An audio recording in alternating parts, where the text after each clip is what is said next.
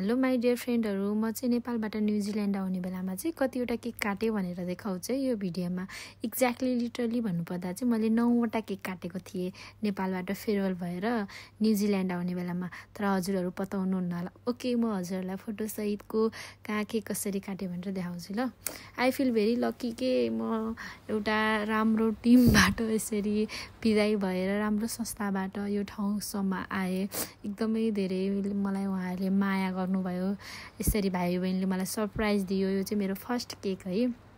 यसमा चाहिँ म एकदमै सेन्टी पनि भयो र मलाई एकदम ब्याड फिल भयो। म किन जाँदैछु यति राम्रो संस्था, यति राम्रो भनौँ न, यति सपोर्टिभ दाइ दिदी बहिनीहरू, एकदमै यो चनौली टिमबाट यति भाइ बहिनी, यति माया, मलाई यति धेरै माया गर्ने ठाउँ छोडेर म किन आइरहेको छु जस्तो फिल भयो।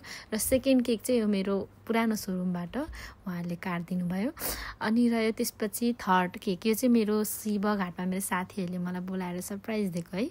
अनि त्यसपछि चाहिँ अर्को सरप्राइज मसँग, सबैभन्दा बिगेस्ट सरप्राइज, म टु मच सक भएँ यो देखेर चाहिँ होइन। म आउँदाखेरिको मेरो टिकट, केक अनि gold bracelet, oh my god, यति धेरै माया केयर मलाई दाइ दिदीको एकदमै धेरै म छु। प्लस म यो भिडियोमा चाहिँ म अलिक रोको भएर चाहिँ दाइ दिदीहरूले मलाई नचाउनु पनि भयो, खुसी गराउनु भयो। एकदमै धेरै खुसी लाग्यो साथीहरू। एकदम धेरै ब्याड फिल पनि भयो किन आउँदैछु भनेर। र यो मोमेन्ट चाहिँ मलाई मेरो साथीको छोरीले चाहिँ केक गिफ्ट गरेर दिएको अरे कि म जाने बित्तिकै। त्यो भिडियो चाहिँ मसँग थिएन, त्यही भएर ऊ चाहिँ मेरो साथीको छोरी होइन। मलाई एकदमै धेरै माया गरे। नेपाल हुँदा पनि म भनेपछि एकदमै भुटुक्क अनु आन्टी भनेर है।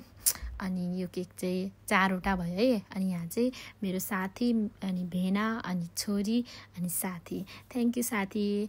त्यसपछि चाहिँ यो रह्यो मेरो बेस्ट फ्रेन्डहरूले काटिदिएको। बिचमा चाहिँ छोरीको पनि भिडियो एड भएछ, त्यसको लागि सरी है। अनि यो चाहिँ मेरो बेस्ट फ्रेन्डहरू, हामी चाहिँ स्कुल कलेज सँगै पढेको, इच एन्ड एभ्री कुरा सेयर हुने हाम्रो, हामी कहिले पनि नछुटेको। एकजनाको बे भएपछि चाहिँ हामी छुटेथ्यौँ यतापट्टि साइडको। उसको चाहिँ बेबी पनि भइसक्यो। तर यो मोमेन्टमा चाहिँ उसले भेटौँ भन्दा हामी भेटेको मोमेन्ट हो यो चाहिँ। कति पछि के, त्यही पनि उनीहरू दुईजना एकदमै धेरै मेरो नजिक, मेरो फ्यामिलीसँग पनि। यो दिन पनि मसँग एकदमै धेरै टाइम स्पेन्ड गरे यिनीहरूले। त्योभन्दा अगाडि पनि हामी एकदमै धेरै मिल्ने साथी थियौँ। We will miss you more. अनि यो चाहिँ मेरो सानो गिफ्ट है। अनि यसको चाहिँ मैले फोटो खिच्न बिर्सेछु है। यो चाहिँ मेरो साथीले सरप्राइज दिएको।